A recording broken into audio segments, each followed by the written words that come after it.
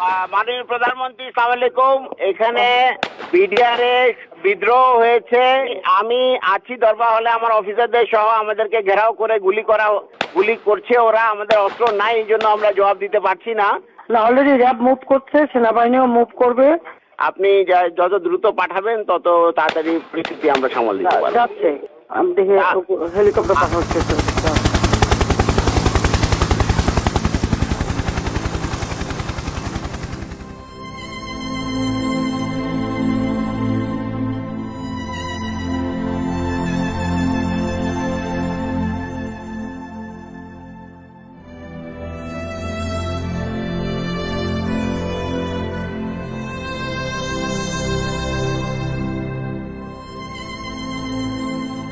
25শে ফেব্রুয়ারি 2009 সেদিন আনুমানিক সকাল 9টায় আমি ফোন কল পাই পিলখানা থেকে, এবং তখন সেই ফোন কলের মাধ্যমেই জানতে পারি যে পিলখানাতে আমাদের সামরিক অফিসাররা আক্রান্ত হয়েছেন। আমি সাথে সাথে তৎকালীন মইনু আহমেদের এডিসি ক্যাপ্টেন জুনায়েদকে এটা ফোনে জানাই, এবং উনি আমাকে বলেন যে সেনাপ্রধান অবগত আছেন এবং উনি ব্যবস্থা নিচ্ছেন। এরপরে এমআইএসটি থেকে আমরা কতিপয় অফিসার সকাল 10:30 বা 11টার সময় আমরা এই আবাহনী মাঠে চলে আসি, এবং এসে দেখতে পাই যে অলরেডি 46 ব্রিগেড এই আবাহনী মাঠে ডিপ্লয়েড অবস্থায় আছে। শুধু আবাহনী মাঠেই না, 46 ব্রিগেডের একটি অংশ এই মেডিনোভার সামনে এই রাস্তায় পিছনের গলিতে ভারী অস্ত্রশস্ত্র নিয়ে সকাল 10:30 থেকে অপারেশন পরিচালনা করার জন্য রেডি ছিল। এর বাইরেও পিলখানার 3 নম্বর এবং 5 নম্বর গেটে র্যাবের একটি সেকশন এবং একটি প্লাটুন অপারেশন রেডিনেস অবস্থায় ছিল। আর আমি ঠিক এখানে যেখানে দাঁড়িয়ে আছি সেখান থেকে মাত্র 300 গজ দূরে ওই যে গাছটি দেখা যায় সেটি হচ্ছে পিলখানার গেট। অর্থাৎ পিলখানা থেকে মাত্র 300 গজ দূরে সকাল 10:30 থেকে সেনাবাহিনী অপারেশনের জন্য সম্পূর্ণ প্রস্তুত ছিল, অপেক্ষা করছিল একটি আদেশের জন্য, মুভ ফরওয়ার্ড। সে আদেশটি আর আসেনি।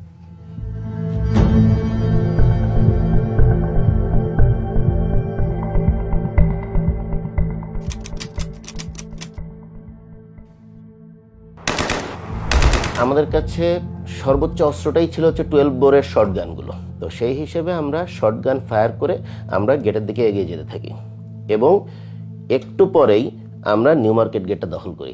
র্যাবের তৎকালীন এডিজি ছিলেন হচ্ছে কর্নেল রেজানুর খান। স্যারকে ফোন দেই যে স্যার আমরা অলরেডি নিউ মার্কেট গেট দখল করেছি।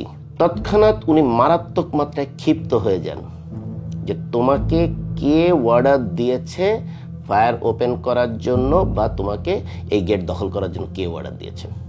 উনি তৎক্ষণাৎ বলেন ওইখান থেকে ফল ব্যাক করো, এবং তোমরা এক্স্যাক্টলি যে নীলক্ষেতের যে মোড়, যেটা চৌরাস্তার মোড়, এর সামনে কোনোভাবেই যেন আমরা না যাই।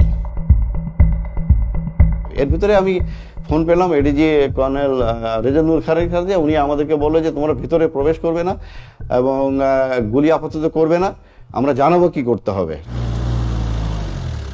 মাননীয় প্রধানমন্ত্রী আলোচনা করতে বলেছেন, এবং তাদের সাথে আলোচনার মাধ্যমেই সমস্ত কিছু সলিউশন হয়ে যাবে।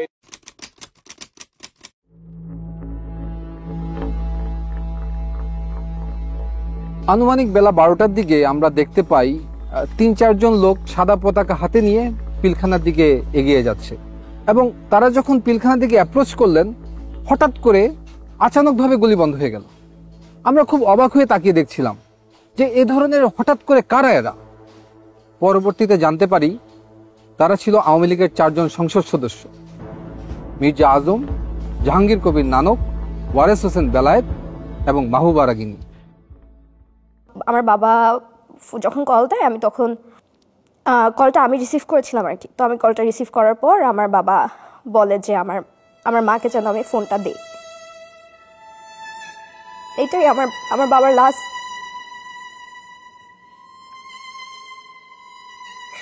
এরপরে কোনোদিন আমি আমার বাবার ভয়েস শুনি নাই।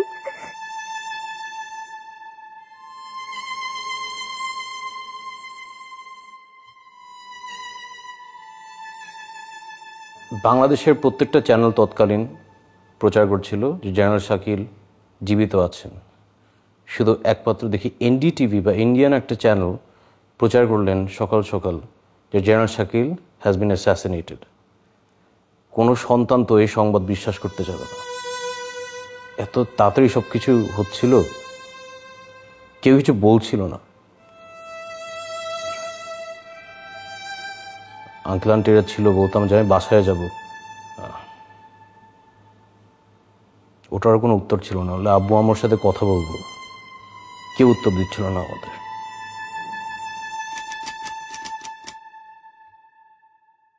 দুইটার মধ্যে দুইটা dead body Hazaribagh sewerage line দিয়ে বেরিয়ে আসে।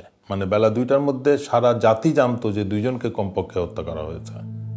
এই আবাহনী মাঠে আমাদের গ্রাউন্ড কমান্ডার ছিলেন ব্রিগেডিয়ার হাকিম স্যার।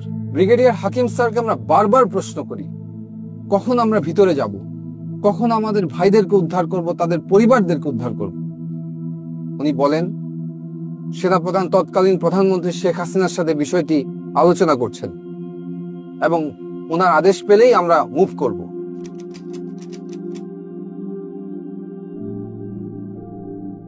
সেই পরিস্থিতিতে আমরা দেখলাম 3টার সময় প্রধানমন্ত্রীর সাথে কিলার 14 জন কিলার মিটিং করে এবং যমুনাতে তারা যায়। যে বিষয়টা আমাদেরকে অবাক করে, কোনো ইন্টেলিজেন্স এজেন্সি বা সরকারি সংস্থা, প্রাইম মিনিস্টারের অফিসিয়াল রেসিডেন্স, SSF, কেউই আমাদেরকে ওই 14 জনের নাম বা ছবি দেয় না। হঠাৎ করে দেখলাম যে একটা টিম সাহারা খাতুনের নেতৃত্বে আইজিপি এবং আরো 2-1জনকে সাথে করে ভেতরে প্রবেশ করলো 25 তারিখে রাত্রেই। পরে সাহারা খাতুন যখন আসে আমরা ওনার গলার আওয়াজ পাই এবং আমরা মনে করি যে মেবি ফাইনালি উনি আসাতে হয়তো কোনো একটা মিটিগেশন হবে বা কোনো কিছু হবে। কিন্তু দেখলাম যে 10 মিনিট সাহারা খাতুন মানে কি বক্তৃতা দিলেন টিভি ক্যামেরার সামনে, দিয়ে উনি চলে গেলেন। আমরা লক্ষ্য করলাম যে উনি যখন বের হয়ে আসছে যে শুধুমাত্র ক্যাপ্টেন মাজারের ওয়াইফকে নিয়েছে। ক্যাপ্টেন মাজারের ওয়াইফ ছিল আইজিপি নূর মোহাম্মদের মেয়ে, যেহেতু আইজিপি নিজেই ছিলেন ভিতরে। বাকি যে কয়টা ফ্যামিলি উনি এনেছিলেন এরা সবাই ছিল ওই বিদ্রোহীদের ফ্যামিলি, যারা এই ডিএডি বিদ্রোহ করেছে। অন্যান্য সকলের সাথে তাদের পরিবারকে উনি বের করে নিয়ে আসলেন। এভাবে কিন্তু আপনার 25 তারিখ শেষ হয়ে গেল, আমরা কিছু করতে পারলাম না। আমরা সব দাঁড়িয়ে দাঁড়িয়ে একটা আমি বলবো আমরা তামাশা দেখছিলাম।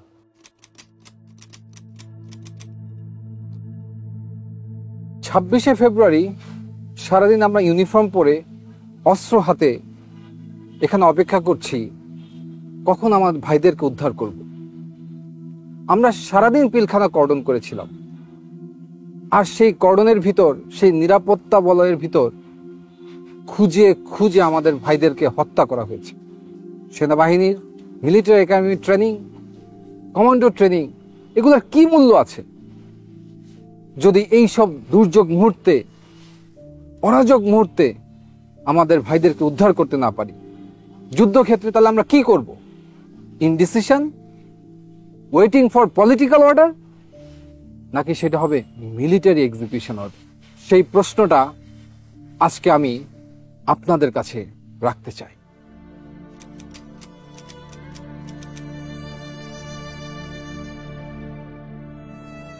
সাতাশ তারিখ আমরা যখন পিলখানায় ঢুকি, সে এক অন্য পিলখানা, চারিদিকে ধ্বংসযজ্ঞ, গুলির ছাপ, রক্তের ছাপ। আমাদের ভাইগুলোর লাশ আমরা গণকবর ম্যানহোল থেকে উদ্ধার করি।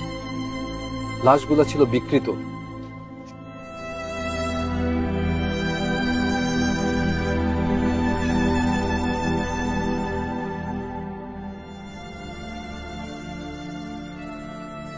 সমস্ত বাড়িঘর ছিল জ্বালানো, পোড়ানো, লুটতরাজের চিহ্ন। কিন্তু একটি বাড়ি ছিল একদম অক্ষত। সেটি ছিল 44 রাইফেল ব্যাটালিয়নের অধিনায়ক লেফটেন্যান্ট কর্নেল শামসের বাসা। এই শামসকেই শেখ হাসিনা নিয়ম বহির্ভূতভাবে এসএসএফে তাকে পদোন্নতি দিয়ে কর্নেল পদে নিয়োগ দেওয়া হয়। পরবর্তী তদন্তে দেখা যায় লেফটেন্যান্ট কর্নেল শামস 25 এবং 26 তারিখ দুবার পিলখানা থেকে বের হয়ে যমুনা গিয়েছিল এবং যমুনা থেকে আবার পিলখানাতে এসেছিল, এবং তার একাধিক কল রেকর্ড পাওয়া যায় যেখানে যমুনায় সে কোনো একজন ব্যক্তির সাথে বিদ্রোহ চলাকালীন সময়ে কথা বলেছিল। যেই শামসের বিডিআর ম্যাসাকারের জন্য কোর্ট মার্শাল ফেস করার কথা, তাকে সবকিছু থেকে বিরত রেখে শেখ হাসিনা তাকে পুরস্কৃত করেন এবং আমেরিকাতে ডিফেন্স অ্যাটাচে হিসেবে পলায়নের সুযোগ করে দেন।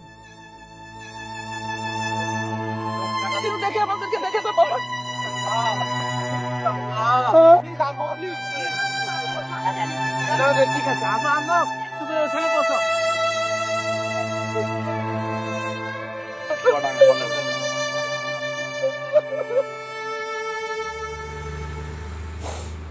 মানে বাবা হারানোটা তো একটা কষ্ট আসলে, কিন্তু এরকম একটা জায়গায় থাকা যেখানে আসলে মানে I can believe I almost died here not too long ago.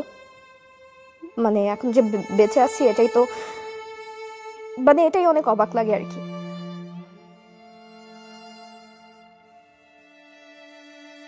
আমার বাবার মাথায় গুলি লেগেছিল এবং এই জায়গাটা থ্যাতলানো ছিল এবং খুব সম্ভবত গুলিটা গাল দিয়ে বের হয়ে গেছে। আমি চাইবো না যেন কিনা আমার সবচেয়ে খারাপ শত্রু কখনো তার বাবাকে এইভাবে দেখুক, কখনো না। মাঝে মাঝে নিজেকে বলতাম, আল্লাহ এটা একটা দুঃস্বপ্ন, কেন জানি দরজা খুললে মনে হয় বাবা আম্মু চলে আসবে। এই দুঃস্বপ্ন থেকে আর উঠতে পারলাম না। সেদিন সার্চ অ্যান্ড রেস্কিউ টিমে যারা ভিতরে ঢুকেছিল তাদের ভিতরে একজন ছিল ক্যাপ্টেন শাহনাজ। এসএমজিটি সিলিংটা নরমাল সিলিং এর মতো না, একটু টেল ইউ দ্যাট এই সিলিং বাইনোকুলারটা আমরা আরবি তো ব্যবহার করি না, আমার জানার মতে বিদেরও ব্যবহার করে না। তো ওইটাই আমার কাছে ফার্স্ট ইয়ে লাগছে যে এটা বাধা কেন এরকম, আর এই সিলিংটার মধ্যে টাইগার লেখা। কিন্তু ওইটা একটা ordinance issue item, but not from our military. এই কোশ্চেনগুলো তো আসলে মানে এটার পরিষ্কার উত্তর পাওয়া দরকার। পিলখানার এই হত্যাকাণ্ডের ঘটনাটির পর যখন 27 তারিখে আমরা ভিতরে ঢুকি এবং পরবর্তীতে তার অবস্থা দেখতে পাই, এটা পরিষ্কার হয়ে যায় যে এটা একটা সুপরিকল্পিত হত্যাকাণ্ড। এবং তখন সমগ্র সেনাবাহিনী কিন্তু ক্ষোভে ফুঁসে ওঠে এবং সেই ক্ষোভ দমনের জন্য শেখ হাসিনা একটি দরবার ডাকে মার্চের 1 তারিখে সেনাকুঞ্জে। এই ঘটনায় সমস্ত সামরিক অফিসাররা এখানে উপস্থিত যারা ছিল তারা ক্ষোভে বিক্ষুব্ধ হয়ে ওঠে। মাননীয় প্রধানমন্ত্রী আপনার সাথে যখন কথা হচ্ছিল মহাপরিচালকের, যদি তখন আপনি সেনাবাহিনী পাঠাতেন, র্যাব পাঠাতেন, আবার আপনার বন্ধুরা তারা দরবারভাবে ঢুকেছে আধা ঘন্টা পরে এবং তারা কিলিং শুরু করেছে 11:30 থেকে 11টার পরে। তারা কি কাউকে মানে নাই, কিন্তু যদি র্যাব সেনাবাহিনী এই এখান থেকে এইটুকু যদি 1 ঘন্টার মধ্যে ঢুকতে না পারে, সেই সেনাবাহিনী আমাদের দরকার নাই, দরকার নেই আমাদের। আমরা অসহায়ের মতো ওখানে বসে আছি, সবাইকে বলা হচ্ছে, সবাই আমাকে বলছে আসছে আসছে, কেউ আসলো না। তখন যদি ইচ্ছা আমার সেনাবাহিনী কোথাও আমাদের একটা ট্রেন পাঠাতো, অথবা একটা যদি আমাদের কমান্ডো বাহিনী একটা ল্যাটনও যদি যেত, ওরা পিপিলিকের মতো পালিয়ে যেত, কিন্তু কেউ গেল না। অসহায়ের মতো আমার অফিসারগুলো সব মেরে ফেললো, সব মেরে ফেললো।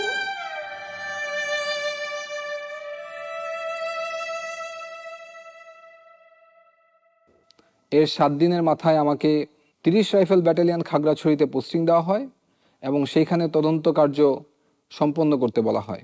আমি যখন তদন্ত শুরু করি এবং তখন দেখতে পাই যে ভারতের বিএসএফ এর বর্ডার পোস্ট থেকে বাংলাদেশের সমস্ত বিওপিগুলোতে উস্কানিমূলক মেসেজ দেওয়া হয়েছে এবং সেই মেসেজের সারমর্ম ছিল যে বাংলাদেশের বিডিআর সৈনিকরা যেন বিদ্রোহ করে, তাদেরকে সেনাবাহিনী হত্যা করতে আসছে এবং তারা যেন অস্ত্র ধরে। এবং দুঃখজনক হলো সত্য যে আমাদের বিডিআরের সৈনিকরা সেই ট্র্যাপে পড়েছিল এবং 26 এবং 27 তারিখে ভারতীয় উস্কানিতে তারা সমস্ত বিওপিগুলোতে বিদ্রোহ করে। তদন্ত শুরু হওয়ার সাথে সাথে আমরা বুঝতে পারি যে এটা কোনো বিদ্রোহ না, এটার সাথে রাজনৈতিক সম্পৃক্ততা আছে, এমনকি সরকার প্রধানও এটার সাথে জড়িত হওয়ার অনেক সিমটম আমরা দেখতে পাচ্ছিলাম। আমার এই অনুসন্ধান রিপোর্ট যখন আমি আমার সেক্টর হেডকোয়ার্টার এবং ঊর্ধ্বতন কর্মকর্তাদেরকে প্রেরণ করি, তার 7 দিনের মাথায় আমার পোস্টিং হয়ে যায়। আমাকে ঢাকায় পিলখানা সদর দপ্তরে তদন্ত কার্যক্রমের সমন্বয় কর্মকর্তা হিসেবে নিয়োগ দেওয়া হয় এবং আমাকে ঢাকায় অনতিবিলম্বে চলে আসতে বলা হয়। সে সময় বাংলাদেশের বেশ কয়েকটি সংস্থা তদন্ত করছিল, তার ভিতরে জাতীয় তদন্তকারী সংস্থা হিসেবে একটি সমন্বিত টিম গঠিত ছিল, সেনাবাহিনীর একটি তদন্ত সংস্থা ছিল, এছাড়াও পুলিশ কর্তৃক ডিবির মনিরুল ইসলাম এবং আবুল কাহার আকন্দ, ওনাদের দুজনের নেতৃত্বে একটি তদন্ত কার্যক্রম সংগঠিত হচ্ছিল। এর বাইরেও পিলখানা হেডকোয়ার্টারে রাইফেল সিকিউরিটি ইউনিট যেটাকে বলে, সেখানে পিলখানার আভ্যন্তরীণ একটি তদন্ত কার্যক্রম চলমান ছিল। তার নেতৃত্ব দিচ্ছিলেন তৎকালীন রাইফেল সিকিউরিটি ইউনিটের সিও লেফটেন্যান্ট কর্নেল আজিজ। এবং আমি খুব অবাক হয়ে লক্ষ্য করি যে র্যাব কর্তৃক সবচেয়ে বেশি তথ্য উপাত্ত সংগ্রহ করা হয়েছিল, কিন্তু কোনো এক অজানা কারণে র্যাবকে সেই তদন্ত থেকে সরিয়ে দেওয়া হয়। এই র্যাবের টিম যারা ছিল, টাস্ক ফোর্স ইন্টেলিজেন্স টিম যেটা ছিল, ওদের তরফ থেকে কিছু তথ্য আসে এবং ওইগুলো নিয়ে আমরা কাজ শুরু করি। তখন মোটামুটি স্পষ্ট হয়ে যায় যে এটা কোনো বিদ্রোহ না, এটা রীতিমতো পরিকল্পিত হত্যাকাণ্ড। এই হত্যাকাণ্ডের ষড়যন্ত্র 2007 সাল থেকে শুরু হয়েছে। এটা শুধু একদিনের ঘটনা নয়। 2007 সালে সর্বপ্রথম ব্যারিস্টার ফজলুল তাপসের কাছে বিডিআরের একদল সৈনিক যায় এবং সেখান থেকে এই ষড়যন্ত্র শুরু। পরবর্তীতে বিভিন্ন পর্যায়ে ব্যারিস্টার শেখ ফজলুল তাপস, জাহাঙ্গীর কবির নানক, মির্জা আজম, শেখ সেলিম, লেদার লিটন, আওয়ামী লীগ নেতা তোরাব আলী, তারা বিভিন্ন সময় বিডিআর সৈনিকদের সাথে মিটিং করে এবং এই কিভাবে এটা এক্সিকিউশন করা হবে সেই ব্যাপারে তারা পরিকল্পনা করে। শেখ ফজলুল তাপস 2007-08 সালে প্রতি জুম্মার নামাজ উনি বিডিআর মসজিদে পড়তেন এবং নামাজ পরবর্তী সময়ে উনি বিডিআর সৈনিকদের সাথে ঘণ্টাখানেক মিটিং করতেন এবং এই পরিকল্পনার নেতৃত্ব দিতেন সাবেক বিডিআর সদস্য তোরাব আলী এবং তার ছেলে লেদার লিটন। দুজন রাজসাক্ষী ছিলেন বিডিআর মসজিদের পেশ ইমাম, এছাড়াও বিডিআর একজন সৈনিক। পেশ ইমাম সাহেব উনি সুস্পষ্টভাবে ব্যারিস্টার তাপসের কথা উল্লেখ করেছিলেন এবং আরও কিছু রাজনৈতিক ব্যক্তিবর্গের কথা উল্লেখ করেছিলেন যারা বিভিন্ন সময় বিডিআর মসজিদের ভিতরে মিটিং করতে উনি দেখেছেন, কিছু কিছু কথা তিনি ওভারহিয়ারও করেছেন। পেশ ইমাম সাহেবকে আবুল কাহার আকন ডেকে নিয়ে যায় জিজ্ঞাসাবাদের জন্য এবং পরবর্তীতে উনাই জীবিত আর ফিরে আসেননি। আমার আব্বুকে এটা বলা হয় যে আপনার ভারপ্রাপ্ত থেকে আপনাকে পার্মানেন্ট পেশ ইমাম করা হবে। শুধু এই যে স্টেটমেন্টটা লিখিত যেটা সরকার থেকে দেওয়া হয়েছে সেই স্টেটমেন্টটা দিতে বলা হয়েছে। আর আব্বু যে স্টেটমেন্টগুলোতে বলছে মিটিংয়ের কথা, দরবার হলে কাদেরকে চিনছে তাদের কথা, সেগুলো সবগুলো নিয়েই সমস্যা করা হয়েছে, যে চেঞ্জ করতে বলা হয়েছে। 11ই মার্চ আব্বু মারা যায়।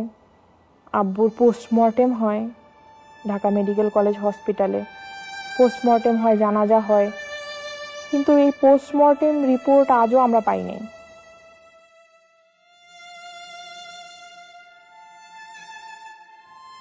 আর বিডিআরের যে সৈনিক রাজসাক্ষী দিয়েছিল তার লাশ পাওয়া যায় গলায় ফাঁস দেওয়া অবস্থায়। ছবিতে এবং ভিডিওতে দেখা যায় যে মৃতদেহর পা মাটিতে লেগে আছে, যা কোনোভাবেই একটি ফাঁসির সাথে সঙ্গতপূর্ণ নয়। সবচেয়ে দুঃখজনক বিষয় হচ্ছে এই সাক্ষীরা সরকারি হেফাজতে ছিলেন।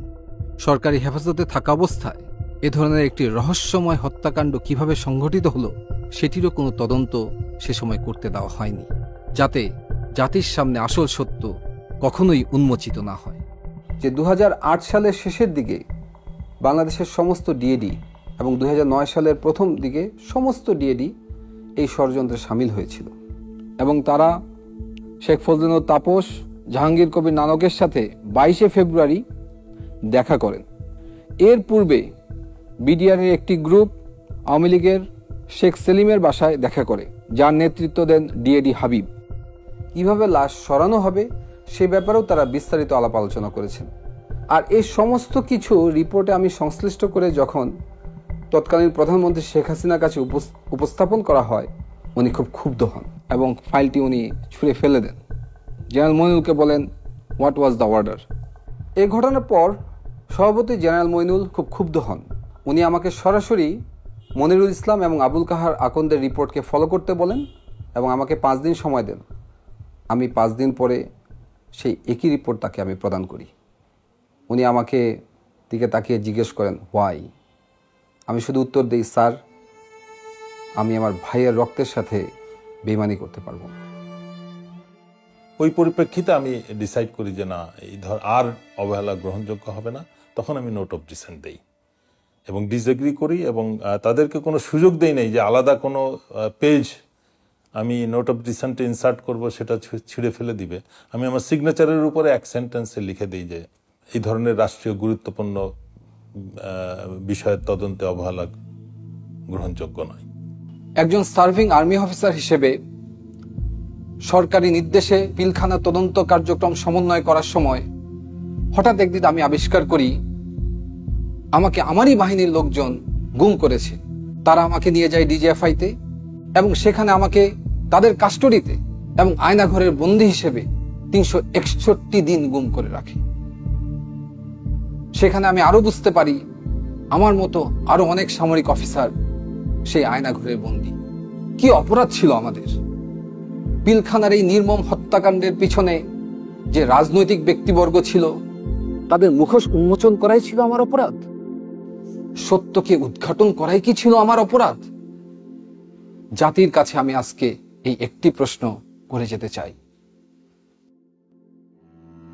আমার বিয়ে ঠিক 10 দিনের মাথায় হঠাৎ তার ফোন বন্ধ, আমরা জানি না সে বেঁচে আছে কিনা। তখন আমার নামে একটি মিথ্যা মামলা সাজানো হয়। আমাকে বলা হয় আমি ব্যারিস্টার ফজলুল তাপসের উপর বোমা হামলা ষড়যন্ত্র করেছি। দৈনিক বাংলা ভবনে একটা এসিড কম্প্রেসার ব্লাস্ট হয়ে নিচে একটা গাড়ির গ্লাসের উপরে পড়ে এবং গ্লাসটা ভেঙে যায়। এটাই হচ্ছে মূল ঘটনা ছিল, যেটা তখন সমস্ত টিভির স্ক্রলে প্রথম নিউজ এটাই আসে। পরবর্তীতে একদিন পরে নিউজ টোটাল চেঞ্জ হয়ে যায় যে এখানে একটা বোমা হামলা হয়েছে। তারা আমার সদ্য বিবাহিত স্ত্রীর একটি ভিডিও দেখায়। সেখানে দেখা যায় যে আমার স্ত্রী আমার শাশুড়ি সহ কোন এক জায়গায় যাচ্ছেন এবং তখন এই ভিডিও দেখিয়ে তারা আমাকে একটি সাদা কাগজ দেয়। আমি এর মর্ম বুঝতে পারি। আমি সাদা কাগজে স্বাক্ষর দিয়ে দিই। 9 নভেম্বরে হঠাৎ করে আমাদেরকে বলা হলো যে 5 বছরের জেল। গত বছরই এই মামলার টোটাল ফাইনাল রিপোর্টটা দেয় যে ওইখানে এই ধরনের কোনো ঘটনাই ঘটেনি, অথচ আমাদের জীবন থেকে 5 বছর চলে যায় শুধুমাত্র এই ধরনের একটা কেসে নিয়ে। যারা যারা এই নৃশংসতম হত্যাকাণ্ডের সত্য বের করতে চেয়েছে, এই সত্যের পিছনে যারা কাজ করেছে, প্রত্যেকটা পরিবারকে নানাভাবে অপমান, নির্যাতন, জুলুম, জেল অথবা গুমের শিকার হতে হয়েছে। এই ঘটনাটা মানে আওয়ামী সরকারকে প্রচন্ড আত্মবিশ্বাসী করে তুলেছিল। কারণ হচ্ছে তারা বুঝতে পেরেছিল যে বড় একটা অঘটন ঘটিয়েও তারা সেটাকে চাপা দিতে পারবে। মানে তাদের আত্মবিশ্বাসটা বেড়ে গিয়েছিল এবং সাধারণ মানুষের মধ্যে একটা ভয় ঢুকে গিয়েছিল। মানে ধীরে ধীরে যেটা হয়েছিল যে রাষ্ট্রের ইনস্টিটিউশন সব ধ্বংস হয়ে গেছে। একদম প্রত্যেকটা ইনস্টিটিউশন যদি কাজ না করে তাহলে কোনো গণতন্ত্র টিকতে পারে না, কোনো রাষ্ট্র দাঁড়াতে পারে না, কোনো পজিটিভ কিছু দেখা যায় না। বিশেষ করে ইলেকশনগুলা, তো ইনস্টিটিউশনগুলা ধীরে ধীরে আওয়ামী গভর্নমেন্ট মানে ইচ্ছাকৃতভাবে ধ্বংস করেছে, যাতে করে কোনো কিছু বাংলাদেশের ভবিষ্যৎ না থাকে। এবং আমার মনে হয় এতে উদ্দেশ্যটা ছিল অন্য রাষ্ট্রকে সাপোর্ট দেয়া, যাতে হচ্ছে সেই রাষ্ট্রটার একটা করদ রাজ্য হয়ে আমরা টিকে থাকি।